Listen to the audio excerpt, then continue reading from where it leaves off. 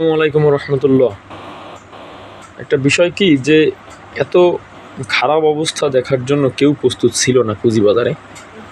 দেখেন, আসলে আমরা যে কাকে দোষ দিব ডিরেক্টলি আর কাকে নির্দোষ বলবো, এইটাই এখন বিনিয়োগকারীরা বুঝতে পারতেছে না। এত খারাপ অবস্থা যেটা 2010কেও হার মানায় ফেলছে। এমনি তো 2010 কায়েম হয়ে গিয়েছিল গত স্বৈরাচার যে সরকার, যেভাবে গত যে স্বৈরাচার কমিশন, ওই স্বৈরাচার কমিশনের সময়ই একটা বড় ধরনের 2010 তৈরি হয়ে গিয়েছিল।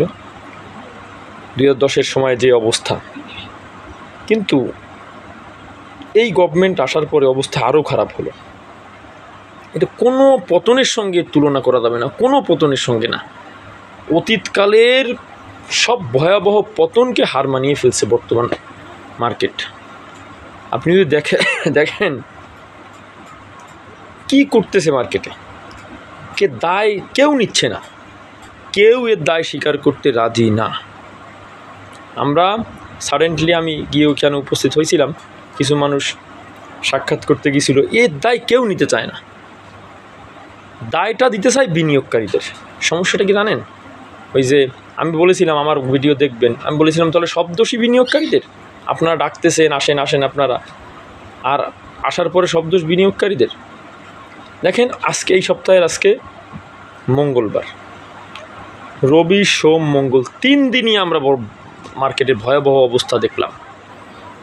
এবং বিনিয়োগকারীদের এমন অবস্থা যেটা আমরা তারা রিয়েলাইজই করতেছেন। এত খারাপ অবস্থা, মানুষ কি করবে, আত্মহত্যা করবে না কি করবে না, আনবিলিভেবল অবস্থা। এটা তারা যে রিয়েলাইজ করতে পারতেছে না বা তারা কোনো পদক্ষেপ নিচ্ছে না, বিনিয়োগকারীদের পাশে দাঁড়াচ্ছে না, আমি অবাক হচ্ছি। এটা কি ধরনের কার্যক্রম? এই কমিশন কি ধরনের কার্যক্রম নিচ্ছে? আর আইসিবি একজন বুড়া মানুষ বসায় রাখছে। এত বড় অথর্ব মার্কেটকে ধ্বংস করে দিচ্ছে। এই চেয়ারম্যান এবং আইসিবির চেয়ারম্যান এত বড় অথর্ব মানুষ, এটা কল্পনা করা যায় না। আর দেখেন কত বড় স্বৈরাচারিতা শুরু হয়ে গেছে। বিনিয়োগকারীরা দাঁড়াবে, তাদের অফিস, তাদের ট্যাক্স ব্যাটের টাকা দিয়ে অফিস, সেইখানে তারা আর্মি, পুলিশ, র্যাব দাঁড় করায় রাখছে। আমরা কি এই জন্য এই দেশটা স্বাধীন করার জন্য সংগ্রাম করেছিলাম? আমরা কি এই জন্য এই ছাত্র জনতার বিপ্লবকে একটা স্বাধীন রাষ্ট্র মেরামতের একটা ভূমিকা তৈরির একটা স্তর বা সিঁড়ি হিসেবে গণ্য করেছিলাম? এই জন্য এই মানুষ হিসেবে ধ্বংস হয়ে যাবে এই জন্য? আশ্চর্য ব্যাপার হলো, কোনো পলিটিক্যাল দল এই নিয়ে কোনো কথাই বলতেছে না। যত পলিটিক্যাল দল, যে একটা সাইড, দেশের একটা অর্থনৈতিক সাইড ধ্বংস হয়ে যাচ্ছে, কোনো পলিটিক্যাল দল না, কোনো ইসলামিক দল না, কোনো নন ইসলামিক দল না, জামাত না, চরমনাই না, বিএনপি না, গণ অধিকার পরিষদ।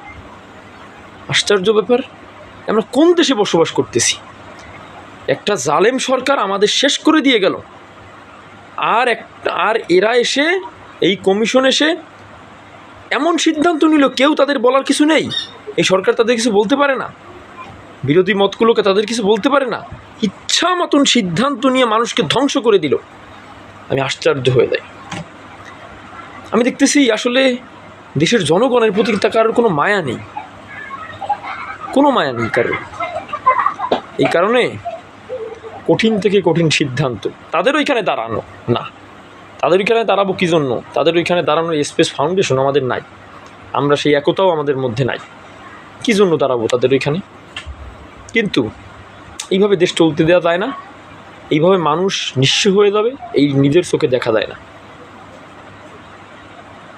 যাই হোক, কি বলবো, বিনিয়োগকারীদের সান্ত্বনা দেওয়ার ভাষা নেই, তাদেরও কি বলবো। আসলে কত কথাই তো বলেছি, কোনো কাজ হয় না। ভাই, আপনারা যদি না পারেন বলে দেন বিনিয়োগকারীদের যে তোমরা বিক্রি করে বের হয়ে যাও, বাজার বন্ধ করে দেন। এগুলো আর সহ্য করা যায় না। দেখাও যায় না, সহ্য করাও যায় না।